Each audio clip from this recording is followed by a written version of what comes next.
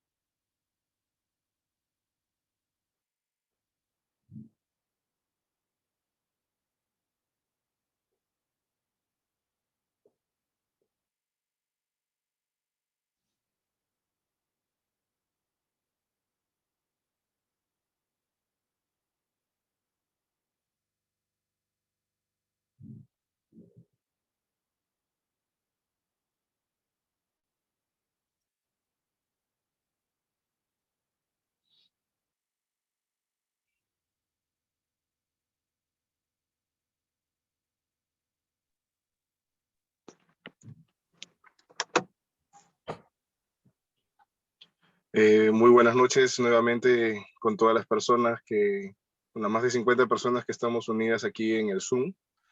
Mi nombre es Cristian Cueto, participo y colaboro aquí en la Parroquia San José María y hoy me va a acompañar Claudia.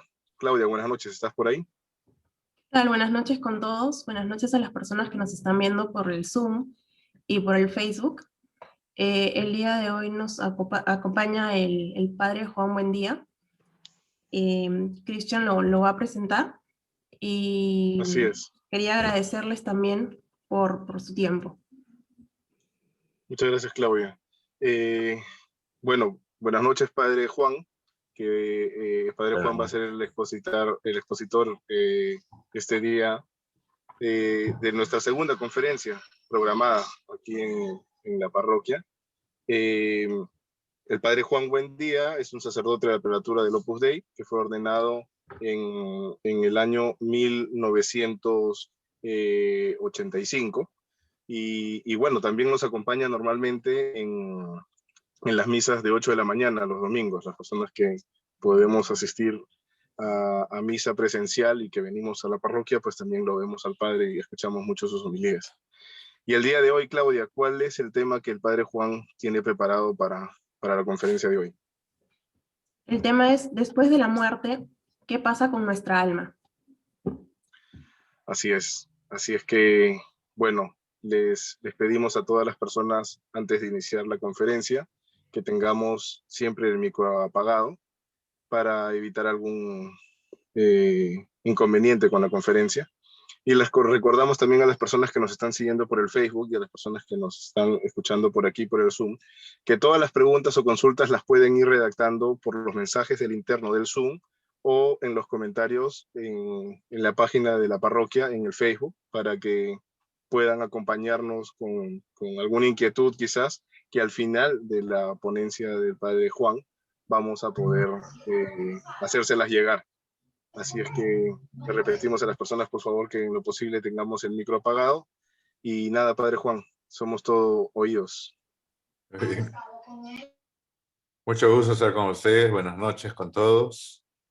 Sí, con agrado he acogido la petición que me hizo la señora Norma de resolver esta inquietud que en el tiempo que vivimos tenemos más cerquita, más a la vista el acontecimiento de la muerte. Lamentablemente está pues con mucha frecuencia llegándonos noticias de personas que fallecen por la pandemia que estamos viviendo. Un dato fundamental antes de considerar todo lo que vamos a ver es, por supuesto, la fe, ¿no? La muerte es un acontecimiento en la vida de las personas que no tiene respuesta desde el punto de vista humano. Y la única respuesta que sabemos o podemos encontrar es, por supuesto, en la fe, en Dios, y todo lo que Él nos revela, todo lo que Él quiere para nosotros, ¿no? Y por lo tanto, en primer lugar, sí, la fe. Le agradecemos a Dios la virtud de la fe, mediante la cual nosotros acogemos como verdad todo lo que Él nos dice, ¿no? Gracias a Dios hay un esquema muy sencillo en el Catecismo de la Iglesia Católica. Las personas que lo tengan y que lo tengan a la mano pueden utilizarlo, porque simplemente voy a limitarme a ir reproduciendo lo que dice el Catecismo sobre estos puntos.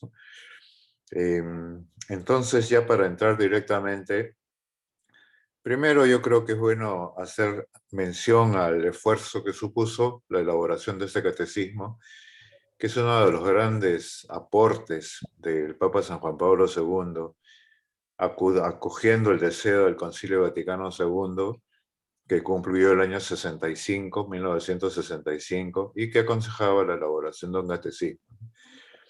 Efectivamente tomó bastante tiempo, el trabajo que se ha hecho es muy bueno, y ya tenemos en las manos esto que es una guía muy buena para cualquier inquietud que se le presente a cualquier persona. Como todo catecismo, bueno, los catecismos a partir el del Concilio de Trento, tiene 4 partes. La primera es la parte de la profesión de fe, el credo, y el desarrollo de las verdades que se anuncian en el credo. En segundo lugar, lo que el catecismo llama la celebración del misterio cristiano, que es el desarrollo de los sacramentos uno por uno. Primero hay una exposición en general de lo que son los sacramentos, etc. Y a continuación se desarrolla uno por uno de cada uno de los 7 sacramentos. A continuación, la tercera parte del catecismo se llama la vida en Cristo, que el tema es la moral. En primer lugar, hay todo un desarrollo de la moral cristiana, y a continuación, uno por uno, cada uno de los 10 mandamientos. Una parte muy interesante también, por supuesto. Finalmente, la última parte es la oración. De modo semejante, hay primero todo un desarrollo acerca de lo que es la oración, etc. Y después el desarrollo de cada una de las 7 peticiones del Padre Nuestro. También sumamente interesante, yo lo aconsejo vivamente, ¿no? Todo el catecismo en realidad. Sí, por supuesto, es para ir leyéndolo poco a poco, tema por tema, porque en algunos momentos eso es un poco árido, pero sí da respuesta a otros temas de interés. Entonces, nuestro tema está ubicado dentro de la primera parte de la profesión de fe. Dentro de la primera parte, en la sección segunda, la profesión de la fe cristiana. Dentro de la sección segunda, el capítulo tercero, que es Creo en el Espíritu Santo. Y dentro de ese capítulo, el artículo número 12, que dice Creo en la vida eterna. Entonces, a eso es lo que responde la pregunta, ¿qué pasa con nuestra alma después de la muerte? Este desarrollo está entre los puntos 1020 y 1050 del catecismo.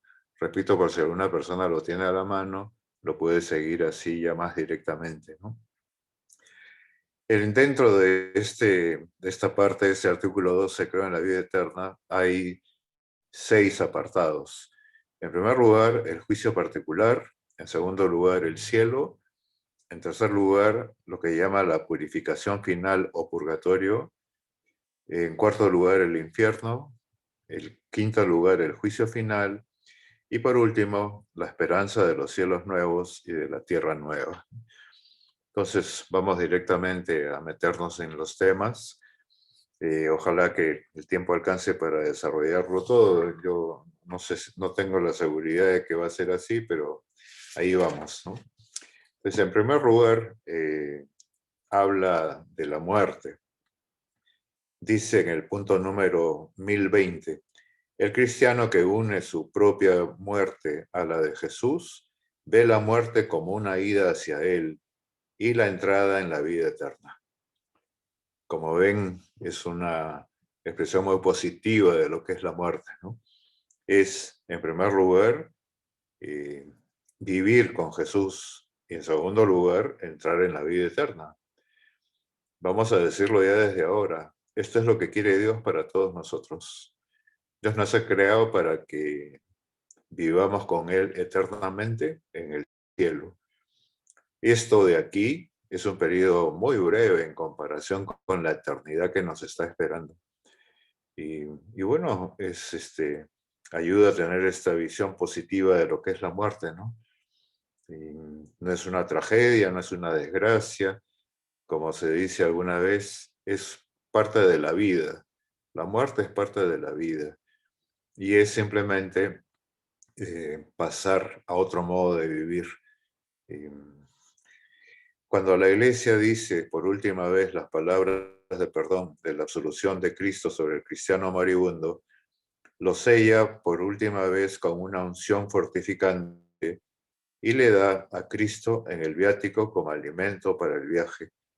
Le habla entonces con una dulce seguridad.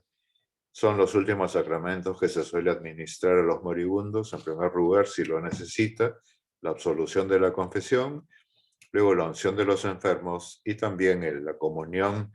En este caso tiene el nombre de viático, como para hacer mención del viaje que se va a hacer a la vida eterna, ¿no? Las palabras que se utilizan en esos momentos dicen así: alma cristiana, al salir de este mundo, marcha en el nombre de Dios Padre Todopoderoso que te creó, en el nombre de Jesucristo, Hijo de Dios vivo, que murió por ti, en el nombre del Espíritu Santo, que sobre ti descendió. Entra en el lugar de la paz y que tu morada esté junto a Dios en Sión, la ciudad santa, con Santa María Virgen, Madre de Dios, con San José y con todos los ángeles y santos. Te entrego a Dios y como criatura suya te pongo en sus manos, pues es tu hacedor, que te formó del polvo de la tierra, y al dejar esta vida salgan a tu encuentro la Virgen María y todos los ángeles y santos, que puedas contemplar cada cara a tu Redentor. Bien, una vez producida la muerte, como nos enseña la fe, tiene lugar lo que conocemos como el juicio particular. Esto viene en el punto siguiente del catecismo, el número 1021, que dice lo siguiente: la muerte pone fin a la vida del hombre como tiempo abierto a la aceptación o al rechazo de la gracia divina manifestada en Cristo. Esto está hablando de una característica que Dios ha querido que haya en el ser humano, que es la libertad. Él no nos obliga a creer en Él, Él no nos obliga a amarlo, Él no nos obliga a desear el cielo. Eso es libre, es una opción libre. Por eso lo dice con estas palabras. La muerte pone fin a la vida del hombre como tiempo abierto a la aceptación o al rechazo de la vida divina manifestada en Cristo. Se puede acoger, como nosotros queremos hacer, o se puede rechazar el ofrecimiento de Dios. Y como Él respeta la libertad, evidentemente habrá una situación para quienes no quieran acogerlo. Desde la muerte pone fin a este periodo de la vida del hombre. Dice a continuación, el Nuevo Testamento habla del juicio principalmente en la perspectiva del encuentro final con Cristo en su segunda venida. Es verdad, muchas veces hace referencia a lo que conocemos y lo que vamos a tratar más adelante, el juicio universal. Sin embargo, añade el catecismo, pero también asegura reiteradamente la existencia de una retribución inmediata después de la muerte de cada uno como consecuencia de sus obras y de su fe. Inmediatamente después de la muerte de cada uno viene la retribución, que podríamos decir también hablando en términos de la libertad, como decíamos antes, lo que uno escogió, lo que uno quiso para su vida, ¿no? Y esto tiene lugar inmediatamente después de la muerte. Hay textos de la Escritura, por ejemplo, los que se citan aquí en el punto del catecismo, la parábola del pobre Lázaro. Ustedes se acuerdan de esa palabra, de esa parábola había un hombre muy rico que comía espléndidamente, etc. Y uno pobre que vivía a su puerta, que no podía, no le daban ni lo que caía de la mesa del rico, lleno de úlceras, una afirmación así medio patética que los perros venían a lamerle las úlceras, etc. Mueren ambos y Lázaro va al cielo y Epulón, que se llamaba este hombre rico, es sepultado en el infierno. Ahí hay una manifestación de esta retribución inmediata de la que estamos hablando. Otro texto de la Escritura que nos habla de esto también es la palabra de Cristo en la cruz al buen ladrón. Te lo aseguro, hoy mismo estarás conmigo en el paraíso. Hoy mismo estarás conmigo en el paraíso. Que habla, como hemos dicho, de la retribución inmediata de quien muere, ¿no? Así como otros textos del Nuevo Testamento hablan de un último destino del alma que puede ser diferente para unos y para otros. Bien, esta es la afirmación que hace el catecismo del juicio particular. Muy lógico, pues, ¿no? Que para poder retribuir o reconocer lo que ha sido la vida de una persona, se valore, se tenga en cuenta, o igual otra vez digo la idea, en términos de la libertad característica del ser humano, qué cosas has querido, qué cosas has escogido. ¿Quieres estar conmigo? Ven conmigo. ¿No quieres estar conmigo? O no estarás conmigo. Ya desde ahora vamos avanzando. Ese no querer estar con él es lo que conoceremos como el infierno, del cual también hablaremos más adelante, ¿no? Dice en el siguiente punto, con el tema del juicio particular, cada hombre después de morir, estas son ya manifestaciones del magisterio de la Iglesia, de los concilios, etcétera, ¿no?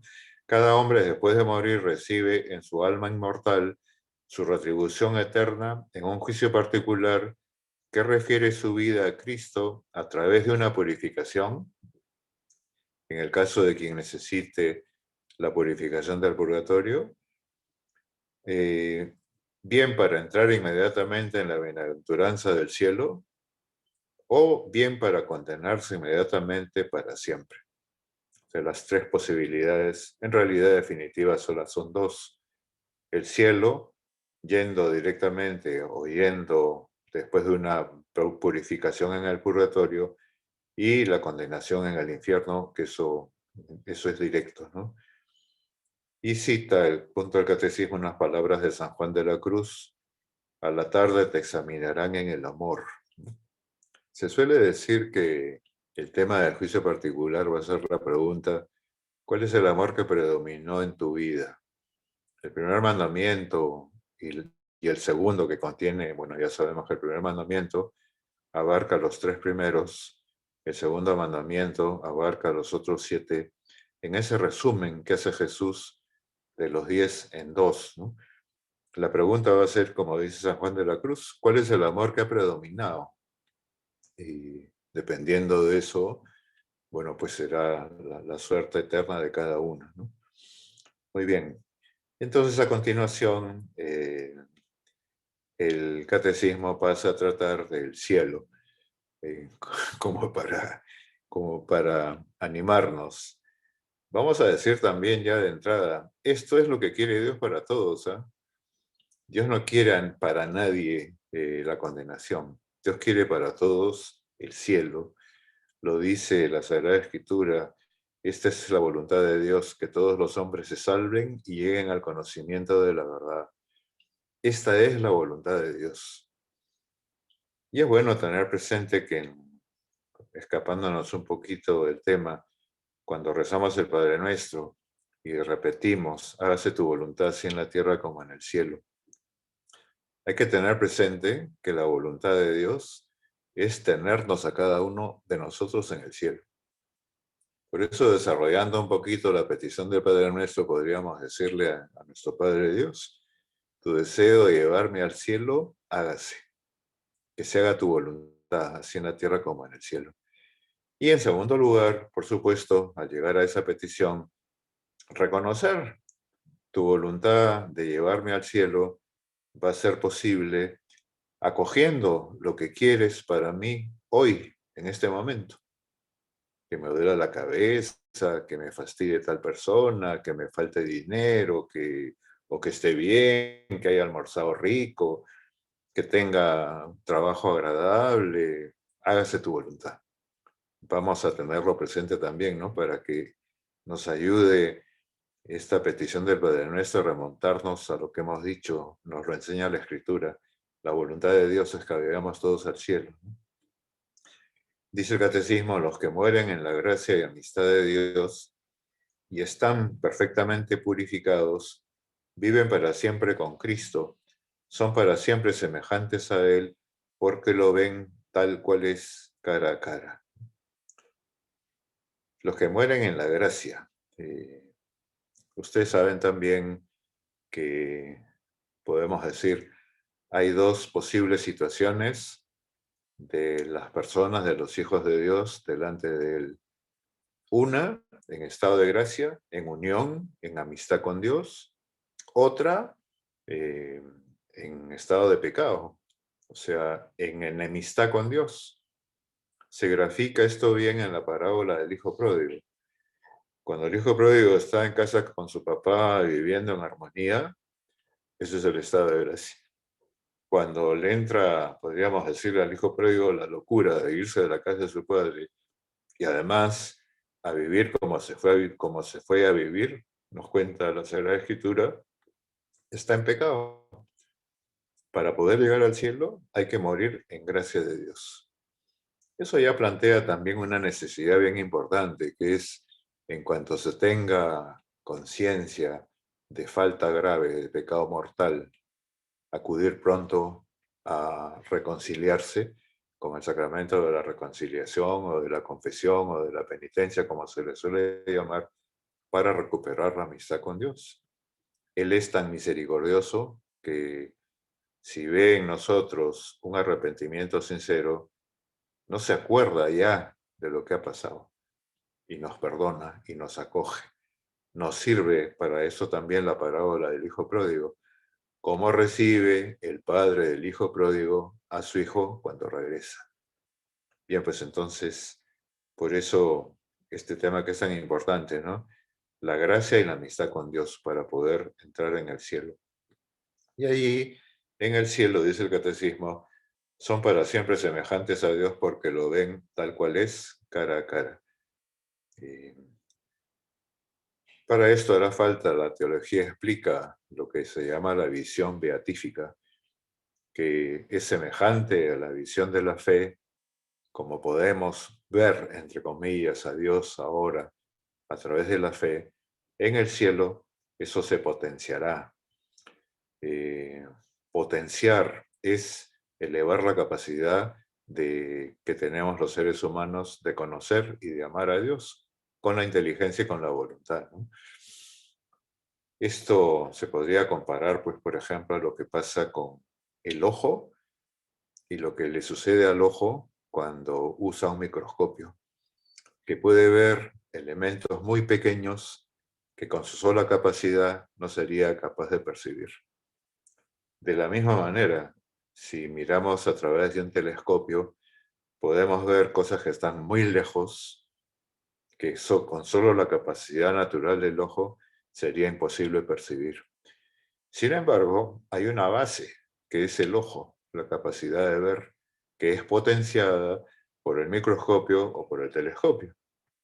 De una manera semejante, la capacidad de la inteligencia del hombre para conocer las verdades de Dios que sobrepasan la capacidad de la inteligencia humana, en cuántas cosas de la fe tenemos que decir, esto no lo entiendo, esto no lo entiendo.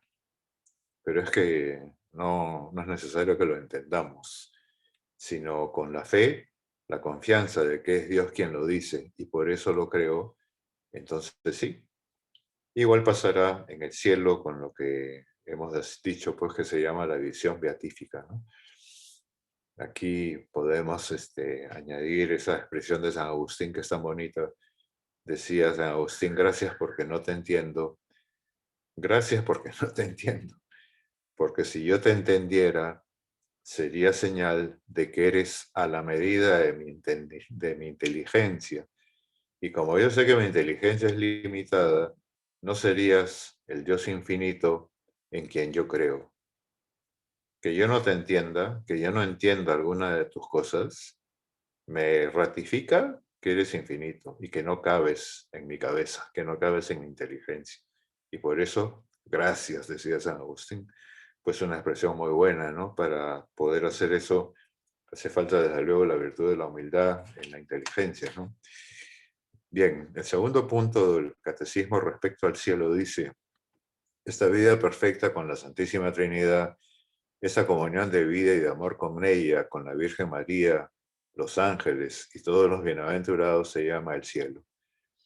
El cielo es el fin último y la realización de las aspiraciones más profundas del hombre, el estado supremo y definitivo de dicha.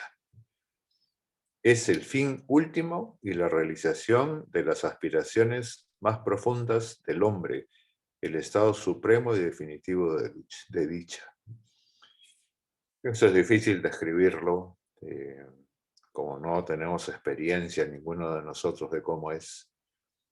Sin embargo, hay un pasaje de la primera epístola a los Corintios que ustedes recordarán, donde dice, ni ojo vio, ni oído oyó, ni pasó por mente de hombre alguno lo que Dios tiene preparado para aquellos que lo aman.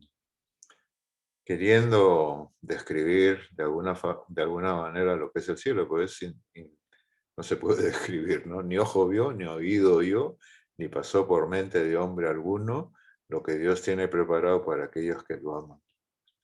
Siempre nos sorprenderá, y bueno, nos lo tendría que contar alguien que haya estado ahí, pero eso, como sabemos, pues es imposible, ¿no? Siguiente punto dice, vivir en el cielo es estar con Cristo. Los elegidos viven en Él, más aún, tienen allí, o mejor, encuentran allí su verdadera identidad, su propio nombre. Esto describe un poquito más lo que el cielo es, ¿no? Las experiencias que Dios nos da a veces de lo que es estar con Él, la paz que se experimenta cuando estamos haciendo las cosas bien, lo que lleva a decir a Santa Teresa ese poema que todos conocemos, ¿no? Aquí lo saqué, nada te turbe, nada te espante, todo se pasa, Dios no se muda, la paciencia todo lo alcanza, quien a Dios tiene nada le falta, solo Dios basta. Bien, pues estar con Cristo. Es más, dice el catecismo, encontramos ahí nuestra verdadera identidad, nuestro verdadero nombre. Cristo es Hijo de Dios, así será como estemos viviendo allí con Él en el cielo, y esto es lo que colma todas las aspiraciones las aspiraciones más profundas del ser humano estarán colmadas ahí en la gloria del cielo. Por su muerte y resurrección, Jesucristo nos ha abierto el cielo. La vida de los bienaventurados consiste en la plena posesión de los frutos de la redención realizada por Cristo, quien asocia a su glorificación celestial a aquellos que han creído en Él y que han permanecido fieles a su voluntad. La plena posesión de los frutos de la redención realizada por Cristo. El Catecismo enseña en los puntos en los que habla de esto que son dos los efectos de la redención que Cristo lleva a cabo en favor nuestro, liberados del pecado y con acceso a una nueva vida. Ahí estaremos, evidentemente, liberados del pecado y, por supuesto, en un nuevo modo de vivir, que como vemos resulta, pues, indescriptible, ¿no?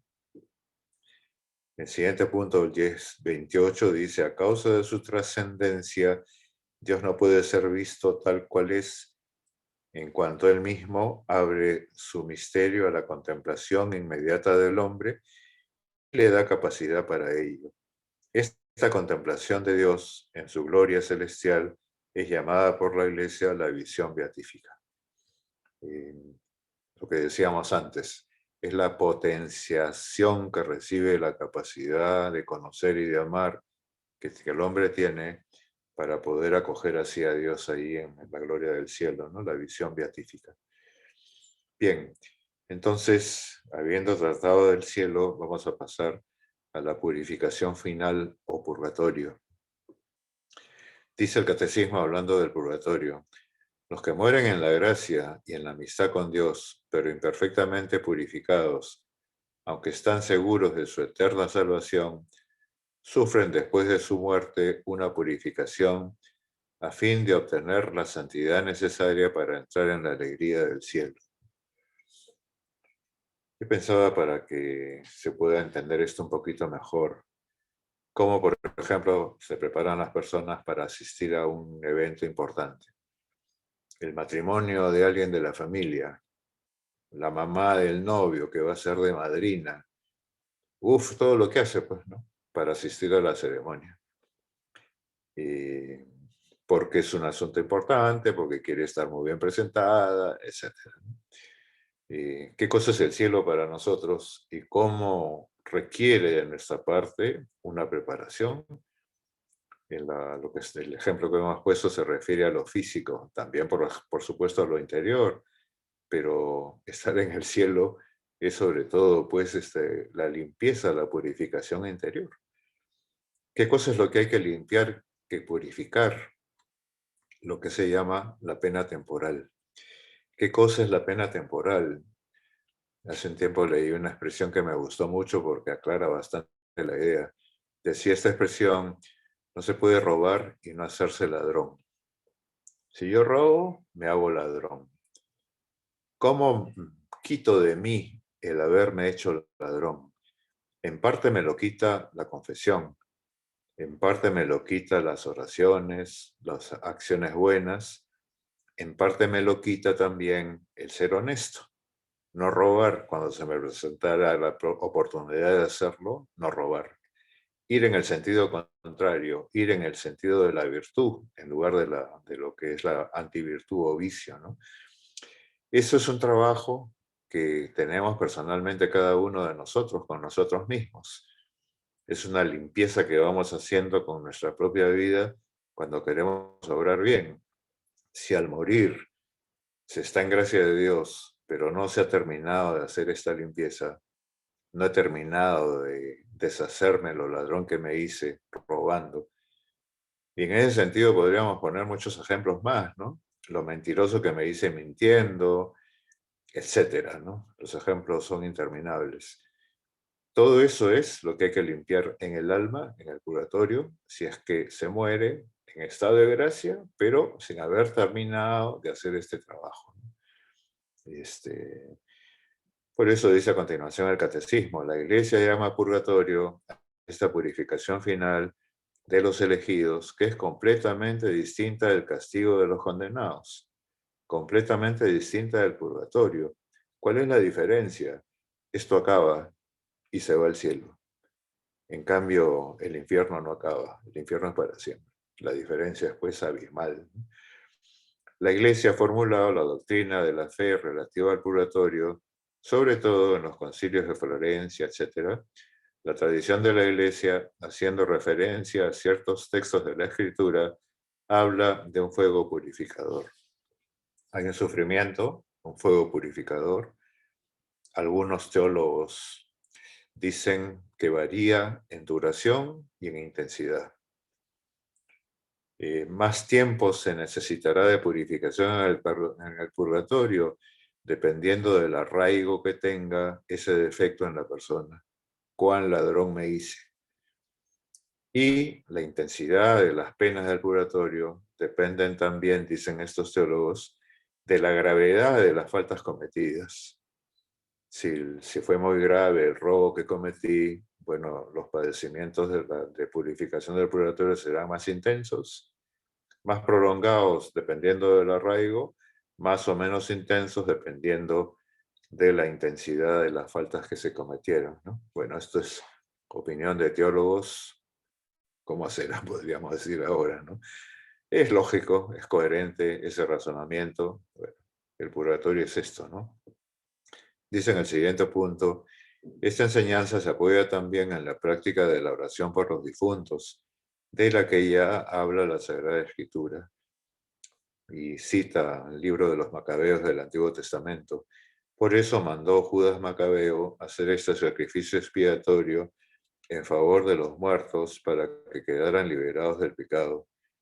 Desde los primeros tiempos la Iglesia ha honrado la memoria de los difuntos y ha ofrecido sufragios en su favor, en particular el sacrificio eucarístico, para que una vez purificados puedan llegar a la visión beatífica de Dios. La Iglesia también recomienda las limosnas, las indulgencias y las obras de penitencia en favor de los difuntos. El día de hoy esto está siendo tan solicitado. Seguramente aquí en las señoras secretarias de la parroquia, si van a pedir una misa, seguramente les dirían pues que no hay misas libres hasta dentro de un mes o mes y medio por lo menos. Esto es una tradición maravillosa en la Iglesia, que es ofrecer los sufragios por los difuntos. Teniendo presente que los que están en el purgatorio, ellos ya no pueden hacer nada en favor de sí mismos, simplemente padecer lo que les padecer. Nosotros podemos acortar el tiempo y aliviar la intensidad de los padecimientos en el purgatorio con estos ofrecimientos que debemos hacer y que de hecho estamos haciendo. ¿Cuántas veces hay pues invitación a misas de los difuntos, etcétera? Como dice aquí, práctica positivísima desde los primeros tiempos de la Iglesia, ¿no? Con la esperanza de que llegue eso a un final en algún momento. Me acuerdo que don Álvaro del Portillo nos animaba cuando llegaba el mes de noviembre, que es un mes en el que se suele ofrecer pues sufragios por los difuntos, aunque siempre, ¿no? Pero sobre todo en el mes de noviembre, decía, vamos a ver si al final de noviembre dejamos vacío el purgatorio, de ofrecer tanto por los fieles que están ahí retenidos, ¿no? Es una cosa buena la oración por los del purgatorio, apoyándolos nosotros desde aquí, ¿no? Muy bien. Y a continuación ya pasa a tratar el catecismo del tercer punto, que es el infierno. Dice, salvo que elijamos libremente amarlo, no podemos estar unidos a Dios. Pero no podemos amar a Dios si pecamos gravemente contra Él, contra nuestro prójimo o contra nosotros mismos. Quien no ama permanece en la muerte. Todo el que aborrece a su hermano es un asesino. Y sabéis que ningún asesino tiene vida eterna permanente en él. Nuestro Señor nos advierte que estaremos separados de Él si omitimos socorrer las necesidades graves de los pobres, de los pequeños, que son sus hermanos. Morir en pecado mortal sin estar arrepentido, ni acoger el amor misericordioso de Dios, significa permanecer separados de Él para siempre, por nuestra propia y libre elección. Este estado de autoexclusión definitiva de la unión con Dios y con los bienaventurados es lo que se designa con la palabra infierno. Fíjense que se insiste bastante en la libertad. Así se ha comenzado. Si, salvo que elijamos libremente amarlo, no podemos estar unidos a Dios. Escoger libremente amarlo es tan sencillo como el primer mandamiento, la exposición. Con todo el corazón, con toda la mente, con todo el alma, con todas las fuerzas, con todo el ser, sobre todas las cosas. Nuestro empeño a lo largo de toda nuestra vida tiene que ser esto, y que sea verdad en las cosas de la vida ordinaria. La gran enseñanza de San José María era esta, pues, ¿no? Hay que hacer real en la vida personal el primer mandamiento con las cosas que tengo delante en este momento. Y así sí va a ser verdad. Va a pasar de ser un deseo, un propósito, una ilusión buena, a una realidad concreta que nos servirá mucho a nosotros y que por supuesto también cuánto ayuda a las personas que están a nuestro alrededor, ¿no? Cuando se vive así. Y hace una referencia muy directa también, por supuesto, al prójimo, ¿no?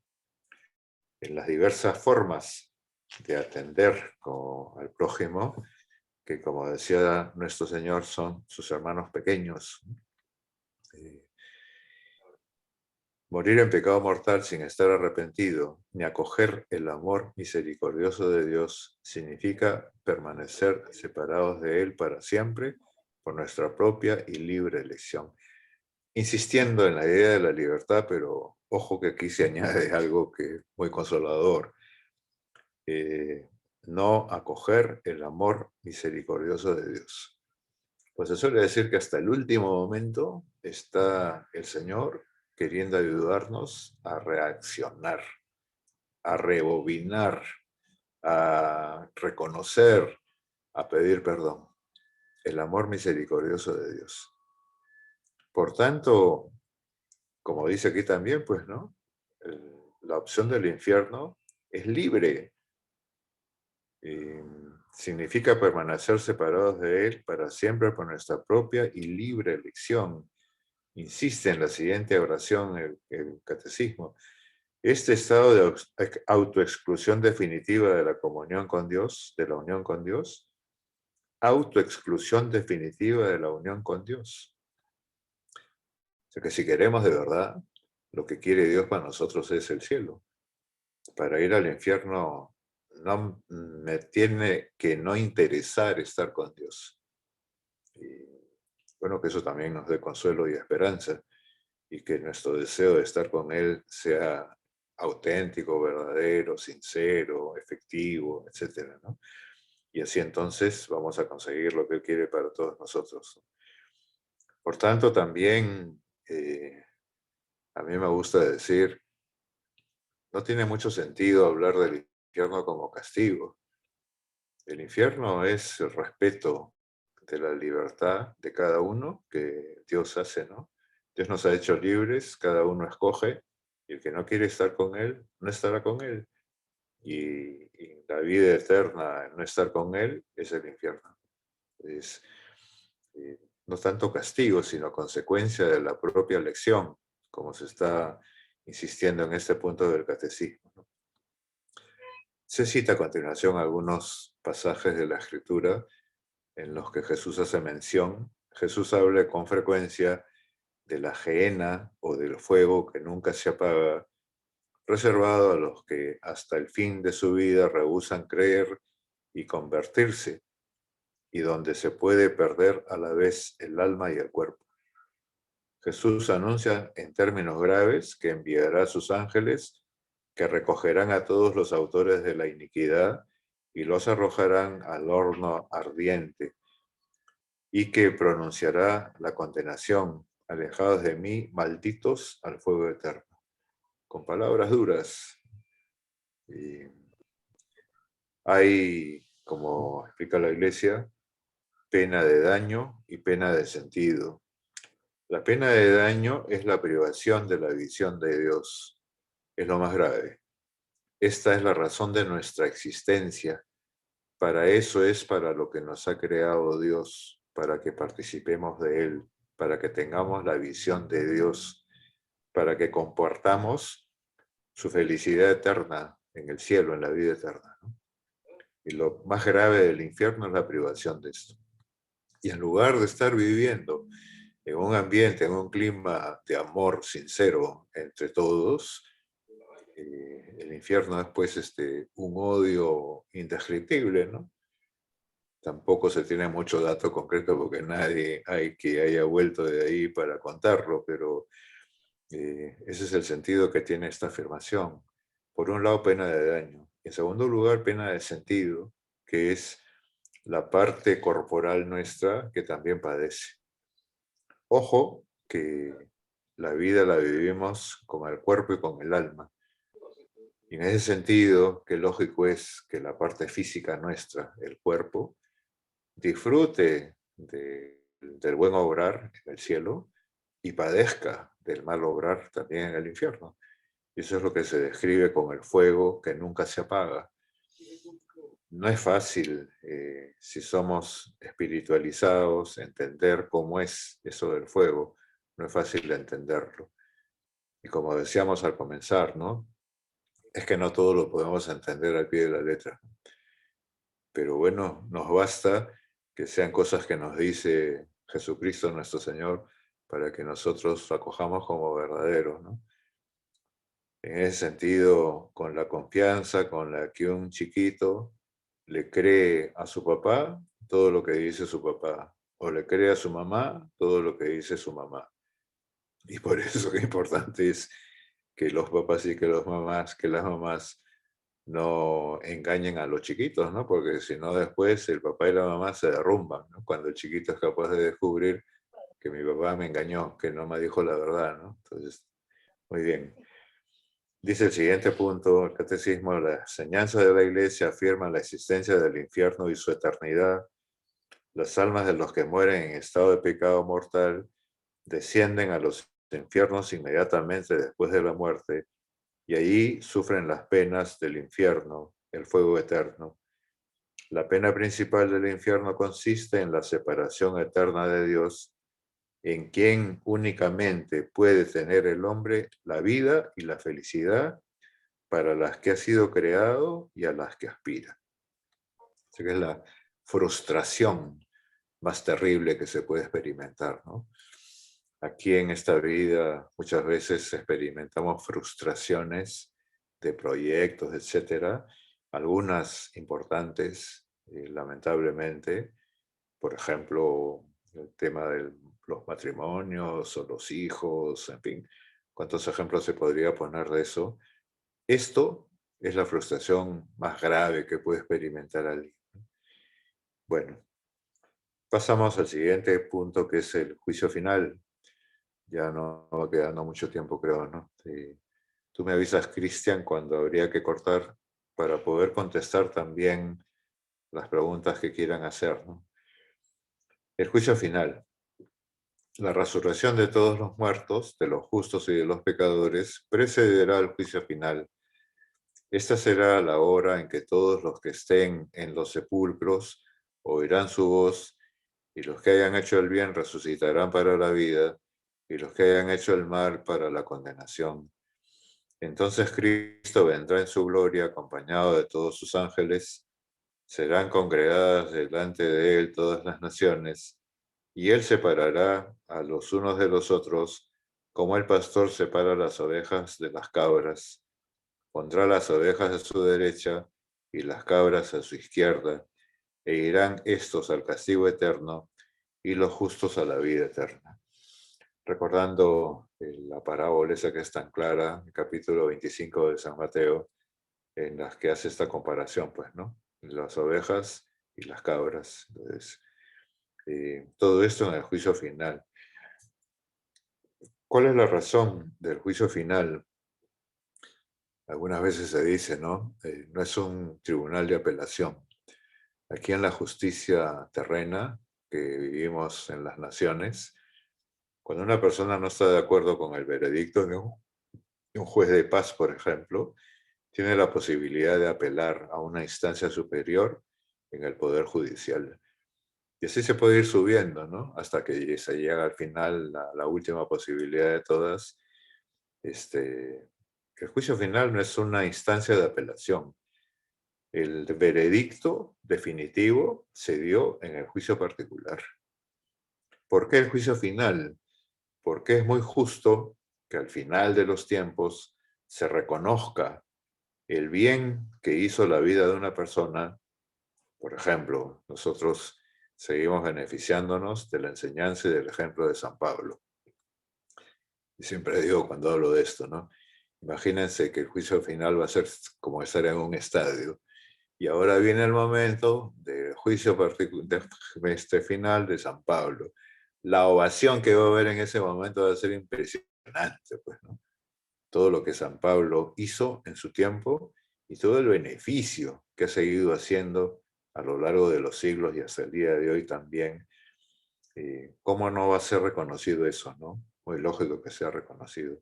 Y lamentablemente, en el otro sentido también, el daño que hizo en vida una persona y el daño que se hizo también como repercusión, como consecuencia de las cosas malas de su vida en los que vivieron después. Entonces, bueno, pues eso ayuda a entender esto, el deseo de Dios del juicio final. Dice el siguiente punto del catecismo: frente a Cristo, que es la verdad, será puesta al desnudo definitivamente la verdad de la relación de cada hombre con Dios. La verdad de la relación de cada hombre con Dios. Y en el juicio final, Cristo, frente a Cristo, que es la verdad, ¿se acuerdan que Él se ha definido? Yo soy el camino, la verdad y la vida. Y por eso la importancia que tiene esto, ¿no? La verdad de la relación de cada hombre con Dios. El juicio final revelará hasta sus últimas consecuencias lo que cada uno haya hecho de bien o haya dejado de hacer durante su vida. Y hay unas palabras de San Agustín, y ya con eso creo que vamos terminando. Dice San Agustín: todo el mal que hacen los malos se registra, y ellos no lo saben. El día en que Dios no se callará, ese día se sabrá. Se volverá hacia los malos. Yo había colocado sobre la tierra, dirá él, a mis pobrecitos para vosotros. Yo su cabeza gobernaba en el cielo a la derecha de mi Padre, pero en la tierra mis miembros tenían hambre. Si hubierais dado a mis miembros algo, eso habría subido hasta la cabeza. Cuando coloqué a mis pequeñuelos en la tierra, los constituí comisionados vuestros para llevar vuestras buenas obras a mi tesoro.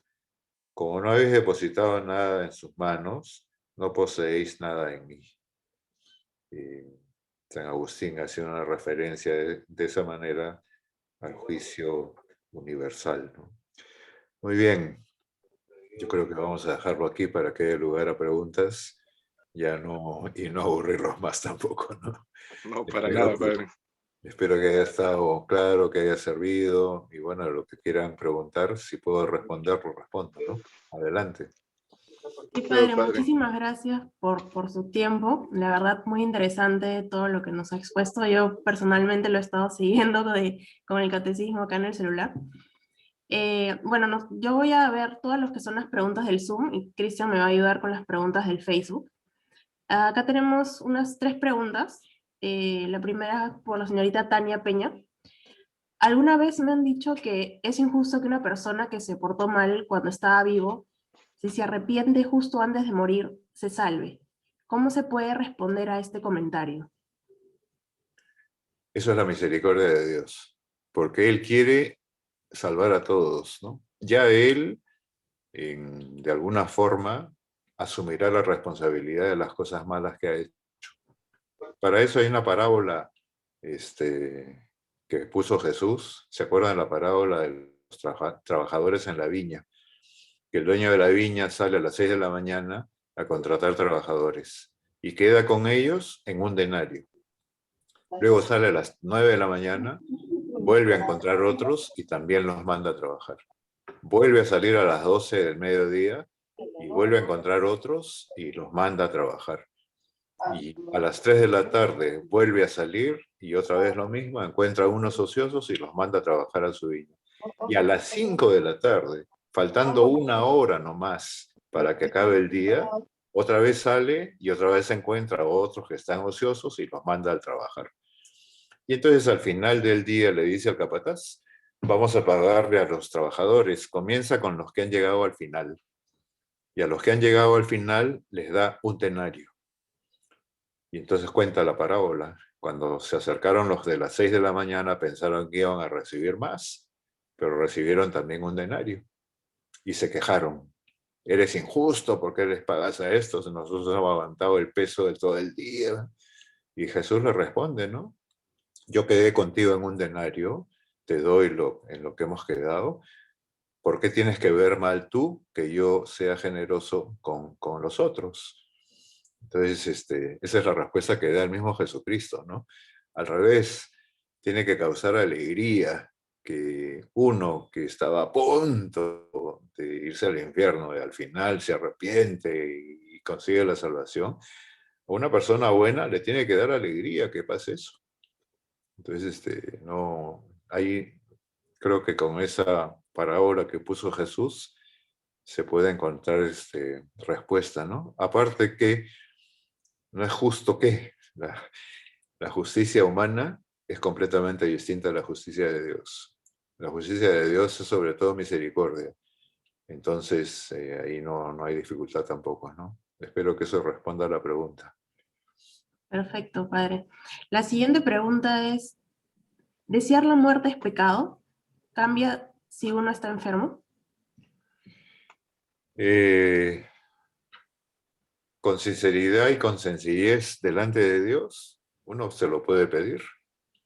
Abréviame el sufrimiento que tengo como consecuencia de la enfermedad, para no sufrir a esa persona, para no hacer sufrir a los que lo rodean, pero que deje la decisión a Dios, que es el Señor de la vida y de la muerte, ¿no?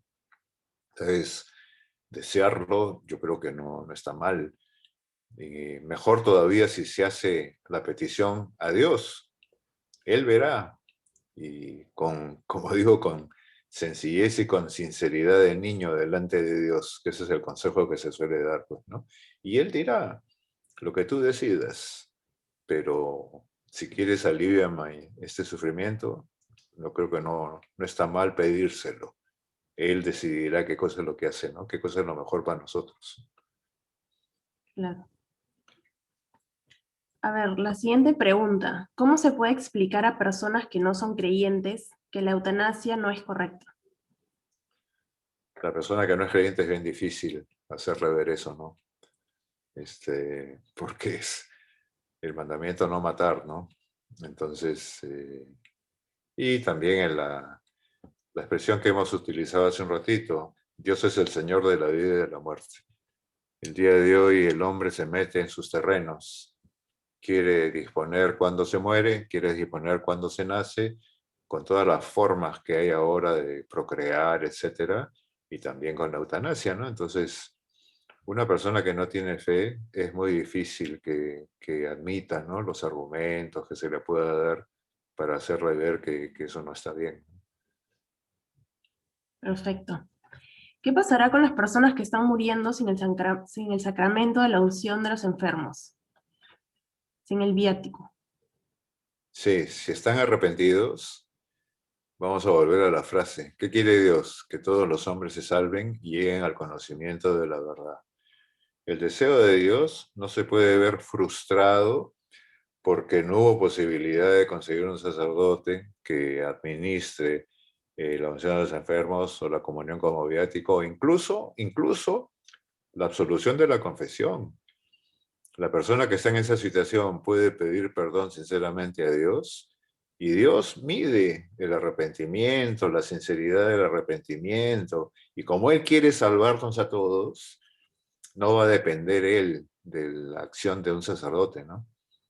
Entonces, en esa situación hay que tener fe, ¿no? Dios quiere que todos nos salvemos, y si pasa, lo ordinario será que se pueda, pues, atender a esa persona en su momento final, ¿no? Pero podría suceder. Entonces, eso da respuesta a esa inquietud, por supuesto, ¿no? Muy bien. ¿Algo más? Sí, padre, me parece que tenemos un poco más de preguntas también Así es. en el Zoom, Sí, pero tengo acá 3 preguntas también en el Facebook, de todas las personas que nos están siguiendo también por Facebook. sí. Nos A ver. comenta Giovanna Arellano. Padre Juan, ¿es correcto que si se ofrece la Santa Misa por el sufragio del alma de un difunto y este difunto ya goza de la vida eterna en el cielo, el sufragio ofrecido no se pierde? Por Gracias. supuesto que no se pierde, claro. No, no se pierde, Bueno, no se pierde. claro. Eso no se pierde porque eso es una riqueza que administra Dios. Entonces, a alguien va a beneficiar, a alguien va a beneficiar. Ajá. Sí, no, no se pierde. Otra pregunta, padre, de Rita Pardo. Padre, buenas noches. Un familiar falleció por un accidente automovilístico hace 25 años aproximadamente. Sí. Al parecer, nunca le hicieron misa y no conocía a Dios. ¿Qué pasa con esas almas? ¿Recomendaría hacerle una misa a este difunto? Por supuesto, claro que sí. Si estaba bautizado y, bueno, un mínimo de vida cristiana, de fe, por supuesto. No solamente se puede, yo pienso que es un deber. Padre, pero me parece que la pregunta está en que, y no conocía a Dios, parece que no era bautizado y Ah, wow. obviamente tampoco conocía a Dios. Entonces, claro, la pregunta sería esa, ¿no? Si a una persona, aún siendo una persona que no tiene fe, que probablemente nunca conoció a Dios y que no entendió nunca nada de esto, o lo entendió y no lo quiso aceptar nunca, O ¿esa si no persona lo, aún podría si no lo recibir quiso, una misa? si no lo quiso aceptar nunca y se tiene certeza de esa actitud, bueno, pero hay que confiar más en la misericordia Dios. de Dios. Uh -huh, Volvemos a la afirmación, Dios quiere que todos nos salvemos. Y uh -huh. entonces él no va a ver frustrado su deseo porque fallen cosas que son como, diríamos, accidentales o del momento, ¿no? Entonces, yo creo que Claro. tiene que prevalecer el deseo suyo de salvarnos, sobre todo Sí. lo demás, ¿no? Sí, por Sí, supuesto. definitivamente. Dios que en su infinita misericordia, esa misericordia no la podemos saber ni medir nosotros, no somos quién, ¿no? Exactamente. Una Y última. al mismo tiempo, no hay que ser como se dice sapos, pues, ¿no? Claro, De sí, también. yo confío en la misericordia de Dios y hago lo que me da la gana, tampoco, ¿no?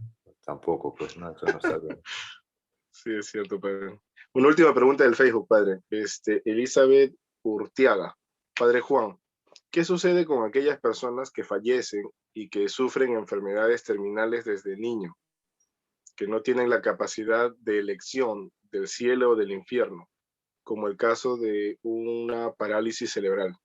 Quizás me parece que la pregunta está orientada a que esa persona o este niño, pues claro, nunca tampoco ha podido comprender o diferenciar bien si existía el cielo o el infierno. No, entonces eso yo creo que la respuesta está bien clara, ¿no? O Sí, sea, la misma idea de que estamos repitiendo. Si él no ha tenido posibilidad de elección, lo que pasa con un chiquito que se muere de 4 años, que no tiene uso de razón y que entonces no es responsable porque no tiene uso de razón, ¿no? Todavía no tiene capacidad de distinción. Entonces, ahí vale lo que estamos diciendo. El deseo de Dios de salvar prevalece, por supuesto, ¿no? uh-huh. Parece que se anotaron un poco más las preguntas, padre. Sí, Ana de la Cruz sí. y Álvaro nos preguntan, ¿cuánto tiempo se está en el purgatorio? Esa pregunta es bastante concreta. Y la otra es, ¿qué tan purificadora es una enfermedad larga y dolorosa en el camino al cielo? Muy purificadora para la persona que la padece, y si la persona que la padece la orienta para el beneficio de otro, también muy purificadora. ¿Y cuál era la primera parte de la pregunta? ¿Cuánto tiempo se está Ah, en el purgatorio? Eso es un sí. poco... Eso, ¿se acuerdan cuando hemos hablado del purgatorio? Uh-huh. Se suele decir que eso depende del arraigo, de la falta en la persona.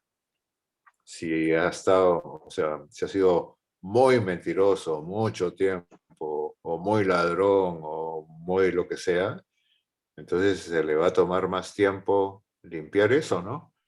Eso depende de la situación o necesidad de purificación que tenga la persona que va al purgatorio. Y la otra variante, ¿se acuerdan? Es la intensidad de las penas que se padecen en el purgatorio, que dependen de la gravedad de las faltas cometidas. Más grave Claro, la falta, más grave la pena. No tan grave la falta, menos grave la pena, pues, ¿no? Un sufrimiento menor. claro, Eso y también también, padre, eso también es suposición teológica. Muy coherente, pero es suposición teológica. De eso no hay dato en la escritura, ni de fe ujú. tampoco. Y también para eso, en todo caso, padre, justo la semana pasada estuvimos con una charla a los voluntarios y el padre Augusto nos comentaba de la indulgencia plenaria, ¿no? Sí, Que eso ayudaría mucho aquí en vida a que las personas que estamos aquí pidamos por estas almas. por supuesto. Muchísimo, muchísimo. Sí, sí. Me parece, padre, que en el Zoom Claudia tiene como 7, 8 preguntas Sí, más, padre. pero por el tiempo vamos a responder dos y no sé si Claudia puedes ayudarnos a orientar que muchas de esas preguntas estén medias parecidas para que el padre pueda orientar esas respuestas. Perfecto. Voy con la primera. Más que una pregunta, están pidiendo si, padre, si nos puede explicar cómo es el cuerpo glorioso con el que estaremos en el cielo. El cuerpo glorioso es semejante al cuerpo glorioso de Jesucristo. Se explica diciendo que no está sujeto a las limitaciones ni de tiempo ni de lugar. Por eso es que, ustedes se acuerdan en el pasaje de la resurrección, hay un dato que ofrece el Evangelio, que uno se pregunta, dice, ¿y aquí viene que diga esto, no? Que es, estando las puertas cerradas. De pronto apareció Jesús y se puso en medio de ellos. O sea, el cuerpo glorioso es un cuerpo que no está sujeto a las leyes físicas, a las leyes de la materia.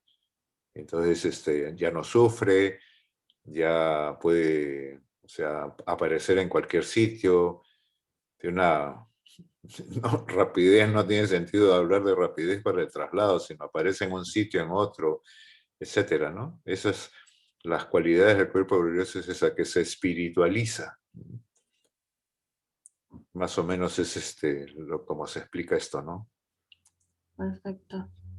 Bueno, acá hay una pregunta que es un poquito, pero a ver, la voy a leer. ¿Será posible que después de cometer pecados en la juventud entre al cielo y ya en su vejez volvió hacia Dios y se arrepintió y su alma ahora estará en la gloria de Dios o en el purgatorio?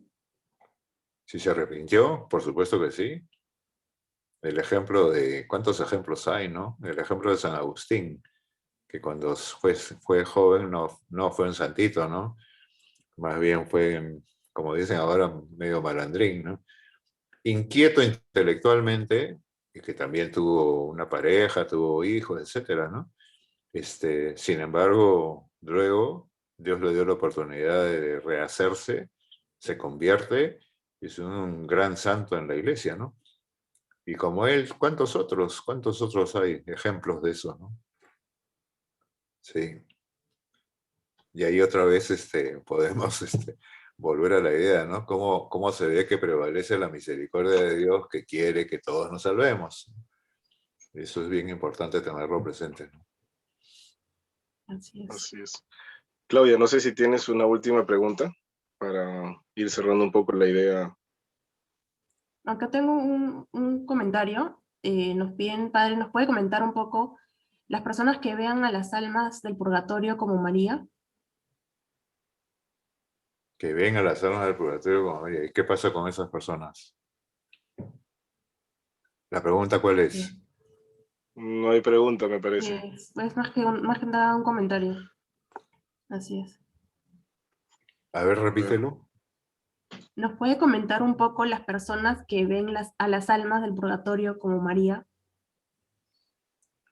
Eh, María Sisma. Cisma, perdón. Ajá. Sigma.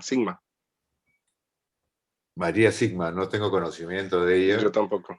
Este, Y sí, no, puede ser un don especial, pero no va por el camino de lo normal. Entonces, ya habría que verlo con detenimiento para ver si es verdad lo que está hablando, lo que está sucediendo, etcétera, ¿no? Perfecto. Agregaron Muy una bien. última pregunta.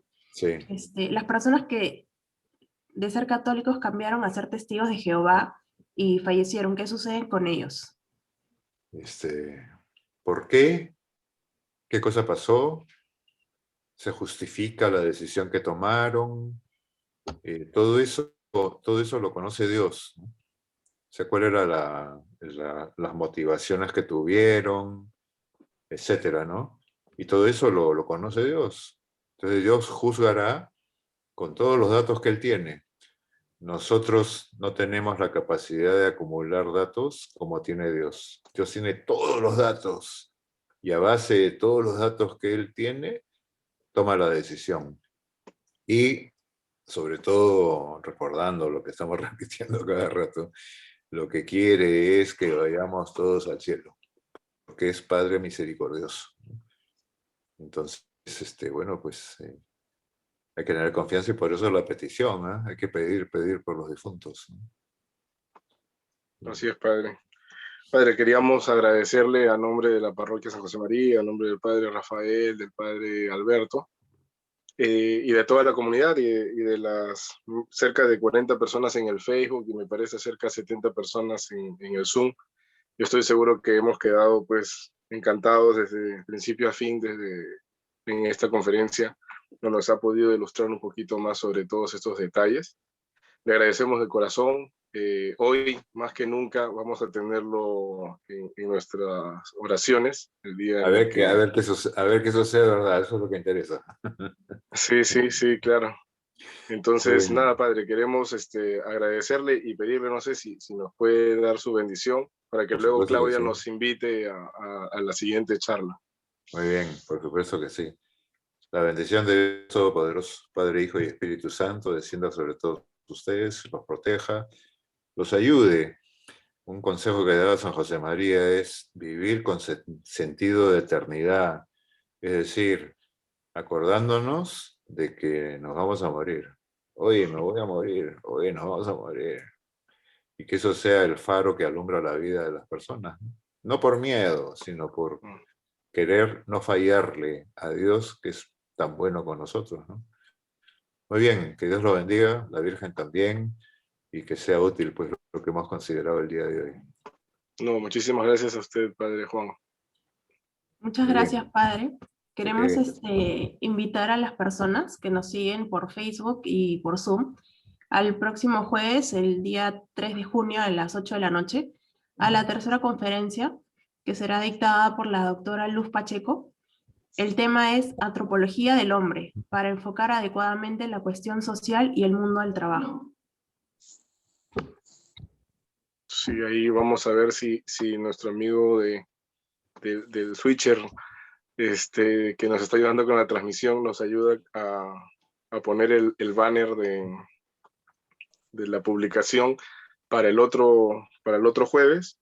Y nada, los esperamos y les agradecemos a cada uno de ustedes por el tiempo que han brindado. Gracias, Juan.